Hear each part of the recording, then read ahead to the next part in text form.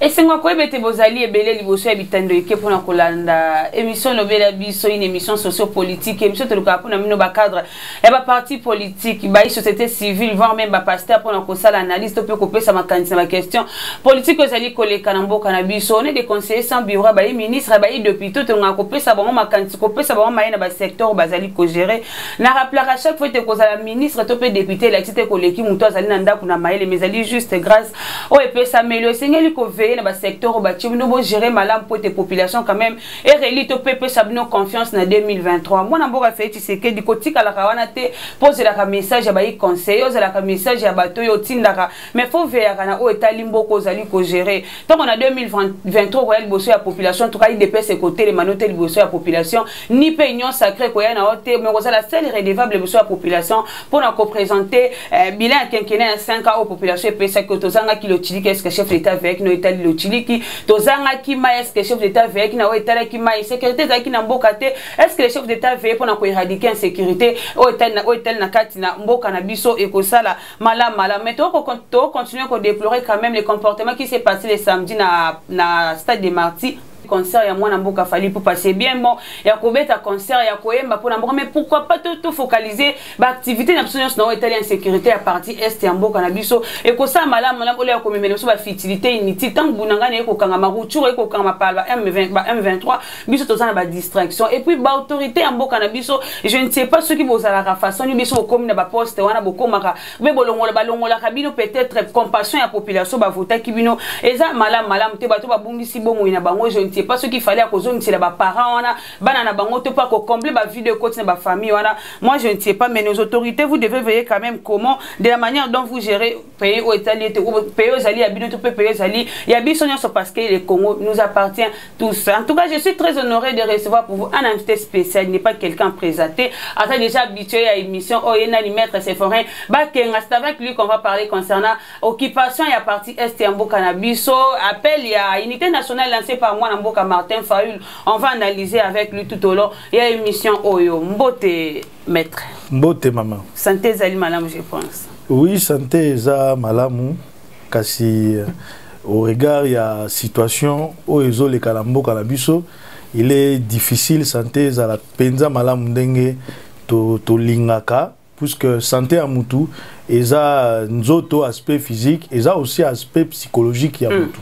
Donc au regard, il y a situation, il y a est, mental, les âmes malamouté. Donc dans l'ensemble, nous autres, les âmes malamouté. Avant d'arriver concernant l'agression rwandaise dans la partie est et Mboka Nabiso, votre analyse par rapport à concert et à mon Mboka Fali, malgré que Zali n'a qu'à t'habituer à l'émission, mais nous, l'émission, mais il faut l'obéler à nous parce que Zali n'a Mboka Nabiso, Babungisi, Babou, il a concert et à mon Mboka Fali.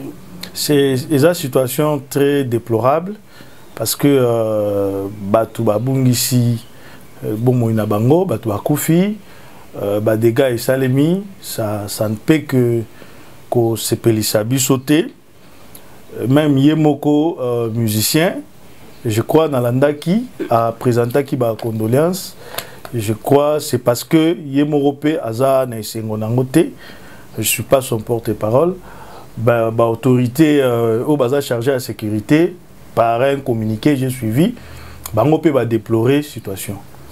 Donc, des gars, ils ont qui possible, ceux qui ont disposition sur les maki et pas à l'organisateur et pas à l'État, parce que l'espace soit déjà géré par l'État. Il y a qui ont éviter des gars qui sont mais il se pose une question est-ce que le concert Wana et Sengela quitté va jouer en haut?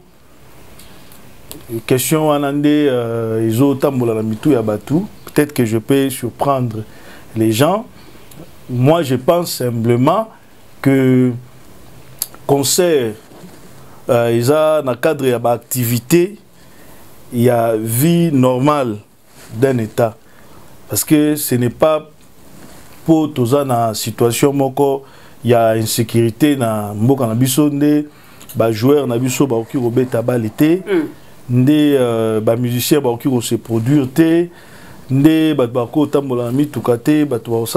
mariage non des activités normales il y a l'état il y a vie sociale ils ont continué car si soki boza na situation oyo biso mboka na biso toza nango, quand il y a une activité, il faut toujours que ça en sorte message, il y a soutien na ba FRDC, message il y a autant sa communauté internationale que toza sous agression, il y a pays oyo boyebi, message il y a ko kebisa badongolo misu et qu'occupé koleka na cadre ya concert wana. Mais l'état national permettait qui moi namboka beta concert malgré situation tous allez vivre na mboka na biso to bolaka insécurité est mena kwa mutu awa batu bazo continuer kokufa. Vous ne voyez pas que l'état revenir encore en arrière pour na ko benga ba organisateur ba ko s'expliquer par rapport à la situation lesquelles un stade de Martyrs ali ko kima quand même charge bango moko peut-être va permettre que te ba dégâts wana comme parce qu'on a suivi même les généraux ou ça qui appelle na ba population et te ba ya concert et ko la sécurité dégâts mon côté que ça. Oui, en fait ce qu'il faut koyeba eza tant ba ceux qui va organiser activité moko boye l'état azalaka na responsabilité na ye o eza limité ba organisateur bango pe baza na ba obligation oyo so sangisi yango ensemble ils ont constitué responsabilité na bango. Population pa yaka ko consommer activité yepé aza na ba devoir na ye. Alors quand ce qui activité ça le met que dégâts exaté, c'est bon, il y a pas de problème. Mais ce qui dégâts et salemi, il faut ba établir ba responsabilité. Alors ba responsabilité on a à chaque niveau et que ça les makaka ce qui ba enquête et salemi. Donc c'est que la police to ba OPJ Bazosala en ce moment, c'est dans un cadre normal. C'est tout à fait normal. C'est pour que to tomber na ba rumeur te, na ba supposition te, que non vu que tel a koufi, c'est que c'est Fali Poupa. Non, non. Tel a koufi, c'est que les organisateurs. Parce que même quand nous disons bah organisateur, c'est vague. Qui a organisé ces concerts-là? Et Zakaka bato ba osala banquette, oyo baza na ba preuve. Bangonde, bagoye, sabiso que concert en fait qui est organisé par telle personne. Même plus loin qu'on va porter plainte contre moi Namboka Fali par rapport à Banana Bango. Et pensez-vous que selon les droits, est-ce que ça est quand même recevable et n'a droit il fallait à Kangaya Batnamaka c'est qui est concerté.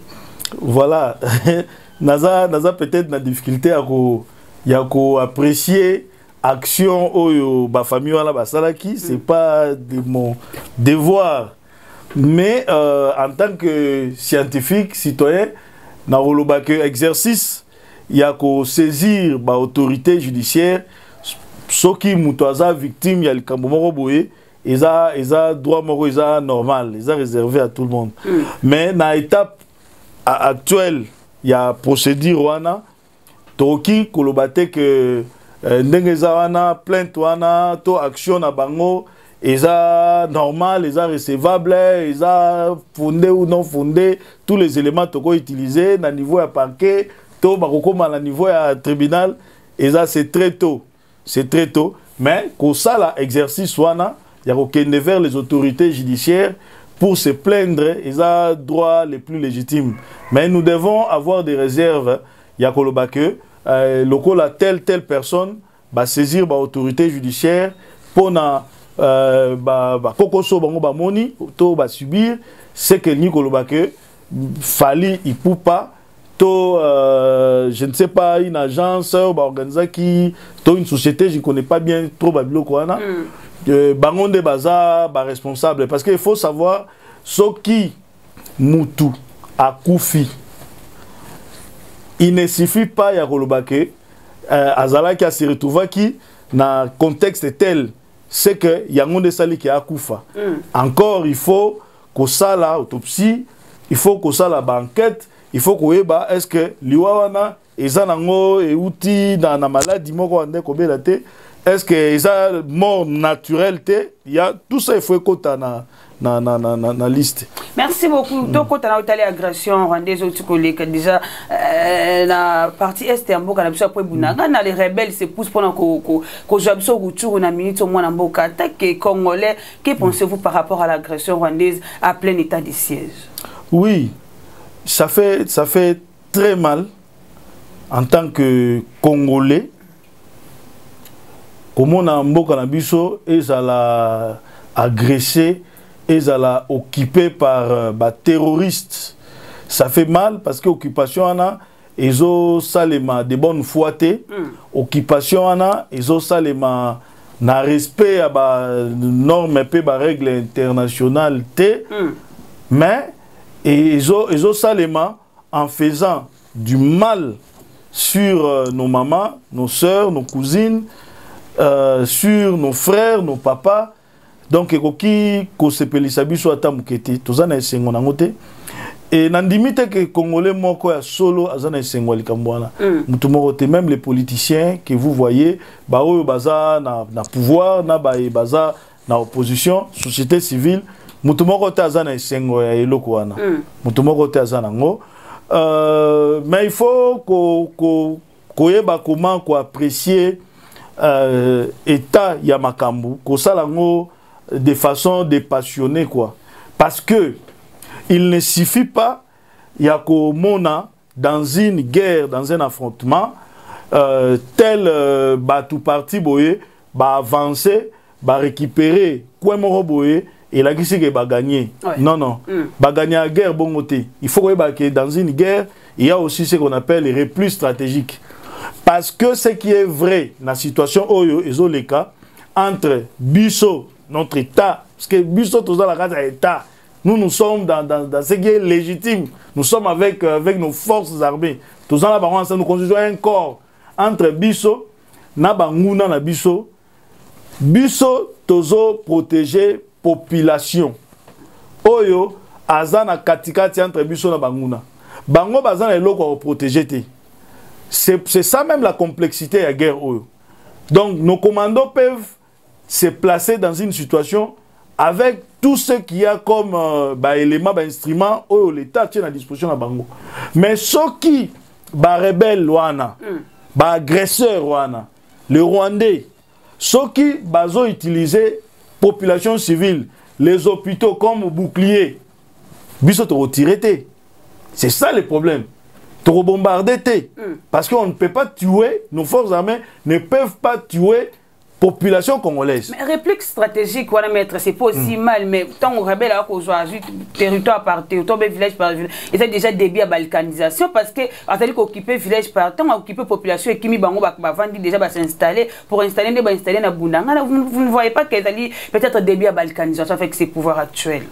Non, ils ont début à balkanisation parce qu'il faut d'abord que la balkanisation, c'est vrai, c'est une réalité, c'est un plan où ils bandit na régime ou ni na régime où parce qu'on a déjà 189 villages déjà abandonnés. Justement, c'est un plan à Kala, mais balkanisation, c'est vraiment impossible. C'est quelque chose de gros à les mater dans beaucoup. On n'occupe pas d'autres villages, c'est impossible. En fait, il faut qu'on d'abord banani de bazo occupé ba village na biso pour nous comprendre la complexité de la question. Ce ne sont pas seulement les M23. Et ça va M23 te ndenge tozo lo ba ngona presse. Et ça va M23 te. Nous sommes sous l'occupation rwandaise. Et le Rwanda a des sociétés multinationales Simana Bango. Le Rwanda a cette communauté internationale hypocrite Simana Bango. Alors, ceux qui vont se retrouver dans la situation à l'Olengewana, il faut faire des choses, même 3. Il faut population mobimba, tozala bomoko. Il faut population mobimba, to défendre ma belle na biso. Ndenge muza lobaki. Il faut que la population, mutunyo subisra nos azali, azwa ba armes pour défendre la terre. C'est notre terre, c'est notre territoire. On a des presse et c'est plus ou moins bien.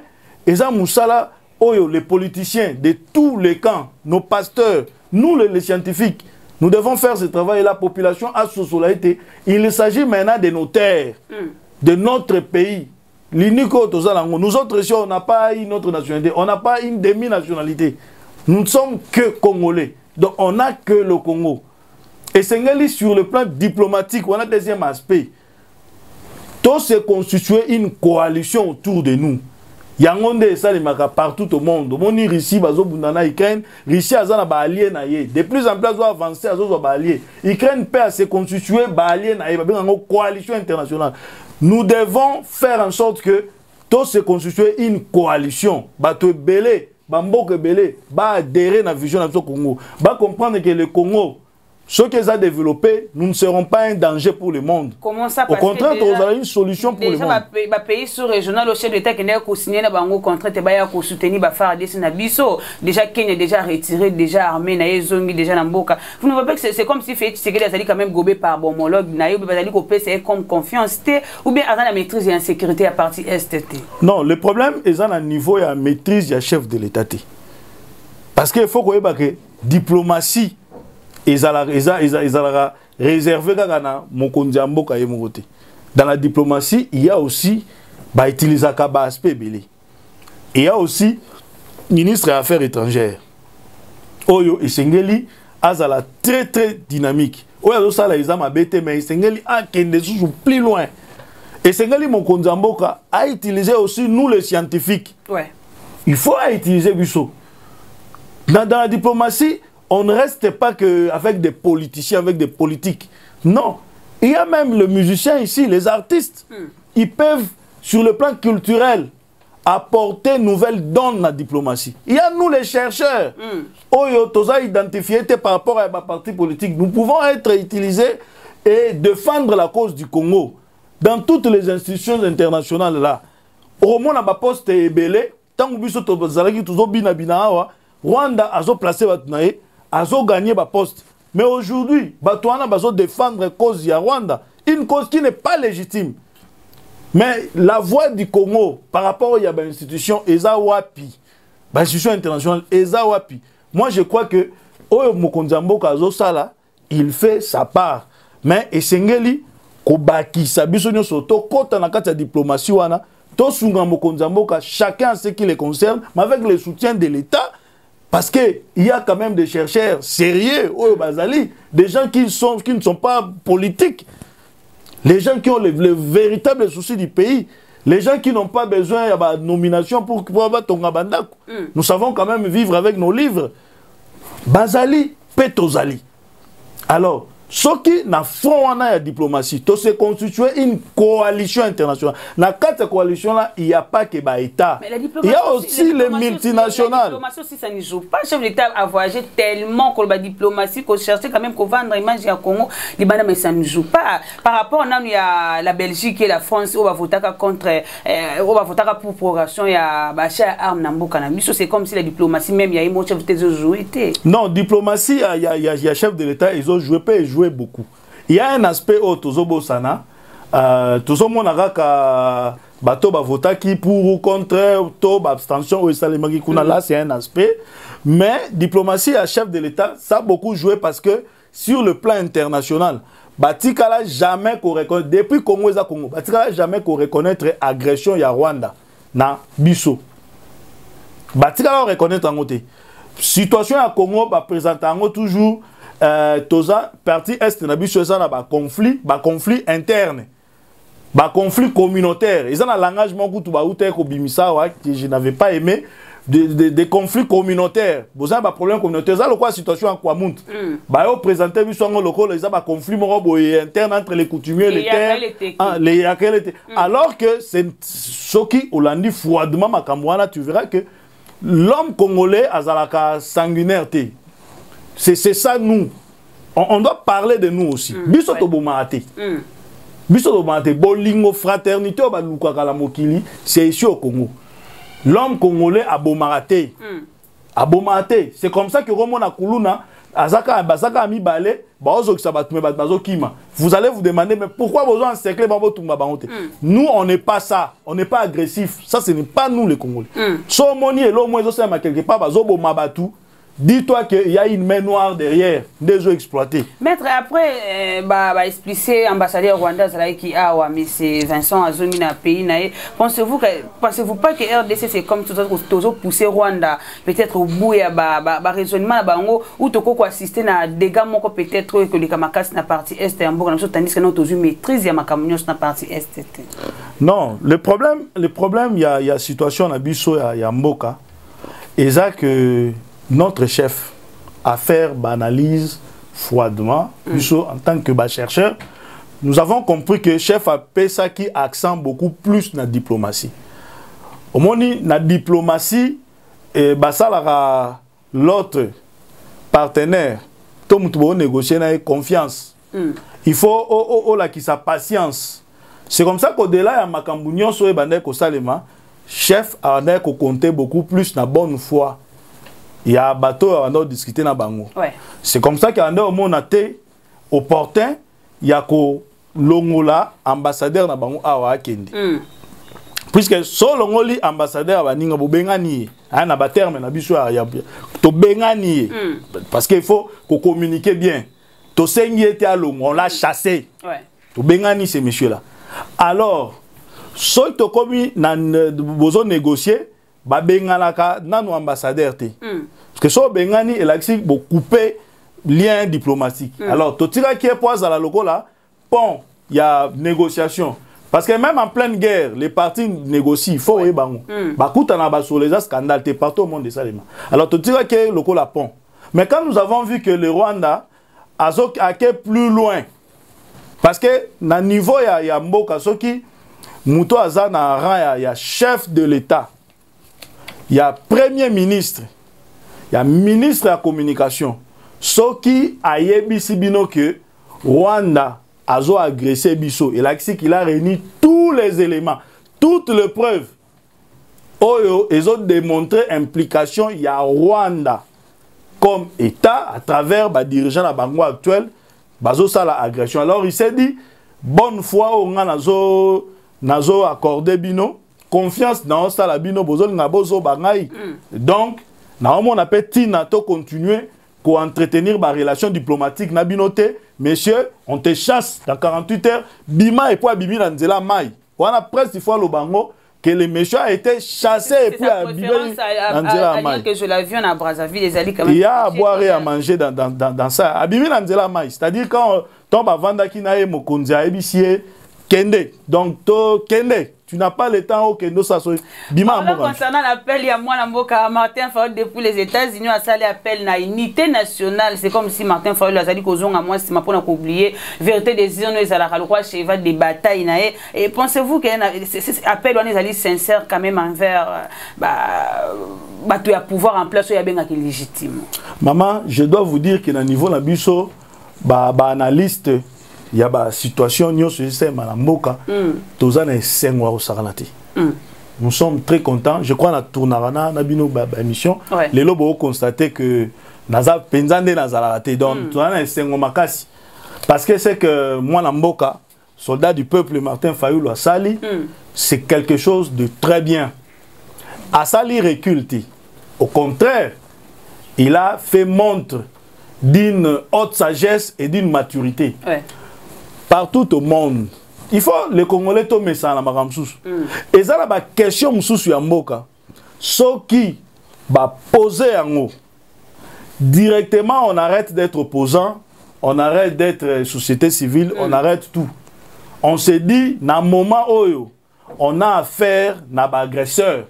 Ce qui va botoli est na biso. Ce qui va créer état na bango, ce qui est état du volcan sur l'onim. Monsieur Félix, c'est qu'il y a Zamout. Il peut se dire, bon, ça va, moi je m'arrête là, je pars. Tant que Martin Fayulu, so Nzambasali qui a le pouvoir, tout le monde a le pouvoir. A diriger ni, a diriger Ndambu ya Congo. Donc, on a tous intérêt pour le Cambo Italie Est. Il y a que Tchama Loba, il y a que ça l'appel à l'unité nationale, il y a que soutenir nos FRDC. Et puis, qu'on peut ça ba idée. Alors, qu'on ça l'appel na unité nationale, na bolingo. Est-ce que Nico Lobake, pour benga ba politicien bavanda basa la dialogue autour d'une table. Moi je dis non. Parce que bato bazo bunda la guerre za politicien té. Les politiciens ta basangani ba sololi. Est-ce que qui va aller là-bas faire la guerre? Mais l'unité sera comment? Vous devez vous mettre autour d'une table et parler, donner des idées, peut-être pour nous couper ça n'a pas faire des comment les soutenir de manière. Mais c'est que Maître Symphorien est en train de faire dans le moment où je donne des idées. Et puis on est suivi. On est suivi le service d'intelligence Bazolanda. Dans ce que j'ai dit, on va trouver qu'il y a quelque chose au Bakweb Mokonzamboka. Mokonzamboka, c'est un vrai Congolais. Bon, il n'y a pas de faux Congolais. Hein. C'est un vrai Quinois, c'est ce que j'allais dire. Il y a des faux Congolais parce que la loi, quand même, c'est la congolité. À l'Assemblée nationale, bientôt, peut-être, ça sera soulevé. Hein. On n'est pas là. Je n'entre pas trop dans ça, mais il n'y a pas de faux Congolais. Il n'y a que des Congolais, des vrais. Faut azater, tu insisteras pour la console moi, le de la nationalité Nabiso. Alors, c'est un vrai Quinois aussi. Donc, la chaîne locale, la chaîne Nabiso, qui Tokoboye, à l'Andarayango. En me suivant, Mokonzambo akoloba ah bobengela ngai ce jeune homme là ayana nu makanisa pesa moneza kitoko toko tisango na masolo na biso awa bon yo ko sala nini et ça la bon ezo senga te Mokonzamboka asala dialogue aloba mettre wakenge yo peaka to dialoguer pour faire quoi? Nous avons déjà des institutions qui sont là, qui sont légitimes. Quiconque aime ce pays n'a pas besoin d'un poste pour soutenir nos militaires. Il suffit de donner des idées, il suffit d'écrire, il suffit d'aller vers les chefs, et les chefs peuvent aussi vous appeler, ainsi de suite. Donc ne tombons pas dans le piège à Bangouna Nabiso. Pendant que nous sommes agressés, nous ne devons pas organiser des conciliabules, des réunions, des tables rondes, des partages de pouvoirs. Non, nous risquerons d'être piégés. Qu'est-ce très capital. Partant la demande, il y a le président de l'Union africaine, il y a de négocier, ou bien respecter l'accord, il y a Nairobi, Paul Kagame, pensez-vous que c'est, est-ce que c'est normal, les chefs d'État reculer l'accord pour aller négocier, ou accepter l'accord au cinéma qui est à Nairobi entre M23 par rapport à la réintégration de l'armée navision? Non, non, non. Moi, je pense que Bisotogo tombe dans la piège journée. Je soutiens les chefs de l'État. On n'a rien à négocier avec des terroristes. Avec des terroristes, on ne négocie pas. Nous ne devons pas tomber dans cette histoire de tel M23. Les M23 ici, mais on les a connus dans l'histoire Yamboko. Une histoire récente. Nous avons connu les M23. Et puis M23 a un format ébélé. Et actuellement, il y a tous les éléments qui démontrent que nous sommes sous l'agression. Nous sommes des pénalistes. On doit faire très attention. Cadre et agression. Nous sommes agressés par les Rwandais. Que les Rwandais passent par ce qu'on appelle entre guillemets M23. Que les Rwandais passent par je ne sais qui. Nous sommes agressés. Et nous, pénalistes, sommes très intéressés par ces dossiers. Nous suivons parce qu'il ne faut pas tous à la aveugler. Non, nous devons documenter guerre on débat salango lokola togolongango tant togolongango nous irons devant les instances internationales. Il faut mokanabiso to obtenir réparation et on doit obtenir la réparation. C'est que vous nous parlez de ce sujet insécurité le dialogue par à l'élection parce que mboka quand même ezali na bitumba. C'est que vous remarquer présence ya mona mboka John Numbi na kati ya M23 et pensez-vous que l'ancien chef de l'État peut avoir quelque chose par rapport à insécurité? En tout cas, eza ba question eza difficile hein? Difficile muto azana ba élément nyon sauté à apprécier, à se prononcer. Nos services d'intelligence, je pense, cause à l'intéresser par question et au moment opportun, on va relever une option pour nous orienter. Mais il faut Moutounion soit azalaki se comporter le la mona mboka azalaki parmi nous le la moko na biso ce qui a se retrouvé na ba bazo agresser mboka ça doit faire mal et koyeba ke tel ata ngai soki batangi mama leki nanga moko o na yebaki ki aza une congolaise aza mama leki nanga mais ba yebisinga ke tala tozomona na bato baza contre mboka ça doit faire mal. Donc je crois que sentiment on a douleur et c'est les bon mais est-ce qu'il faut céder ou exploiter des rumeurs? Je crois que c'est très tôt pour dire que d'abord, monsieur Numbi serait là-bas. Deux, comme Azawana, c'est qu'ancien chef de l'État, c'est très tôt, c'est vraiment tôt. Parlons, nous sommes arrivés à la fin, on a 3 minutes pour clôturer notre émission. Parlons concernant les élections, avec la situation Yambo Canabiso, malgré le président Sénat Zali, qu'on rassurait l'élection en 2023, est-ce que l'élection est favorable sans sa partie Est Yambo Canabiso? Sincèrement, ce qui continuer dans la situation où il y a agression. Parce qu'il faut qu'on distingue agression où il y a conflit communautaire interne, où il y a agression. Ce qui parti moro Yambo Canabiso ils ont agressé.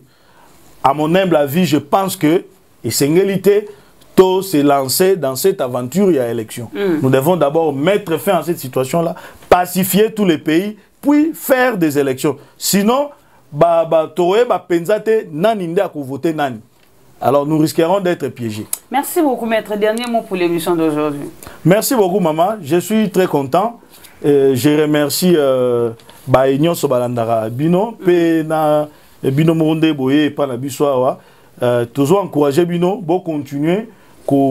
Ceux aussi, si nous sommes politiciens, scientifique. Nous aimons aussi les pays comme les politiciens. Merci beaucoup. Nous sommes arrivés à la fin de cette émission. Comme vous avez constaté, le plaisir était pour moi de recevoir pour vous Maître Séphorien Bakangazali, chercheur. On a voulu quand même parler avec lui par rapport à l'insécurité à Est Yambo Canabiso. Quand même, tu es bien intelligence, sa façon de réfléchir, sa façon, quand même, il y a coupé sa mécanicien. Tu es coloqué pour tout son mécanicien, c'est important pour Yambo Canabiso. J'aimerais remercier directement les caméramans compétents accompagnant mon colonel sur l'émission Petit mais costaud na Simaya caméra de Koja Mayasi, Papa Gaston, na montage, puis notre réalisateur Trésor, yala, na réalisation. Merci beaucoup, l'assistant à Maître Séphorien Bakenga, l'homme qui nous reçoit toujours na gentillesse, nous sommes na bureau pour nous la l'émission de Covini. Witanda, Imbote, d'ailleurs, puisque vous allez plus merci na accueil quand même vos réservations na cabinet à Maître Séphorien Bakenga, et puis na travailler, nous il y a cabinet à Maître. Merci beaucoup, na Papa Botinga avec Alphonse. L'OSEWA te pena maman na ngai Pauline Sambo te kute na mbala sima pena invité à Scapona.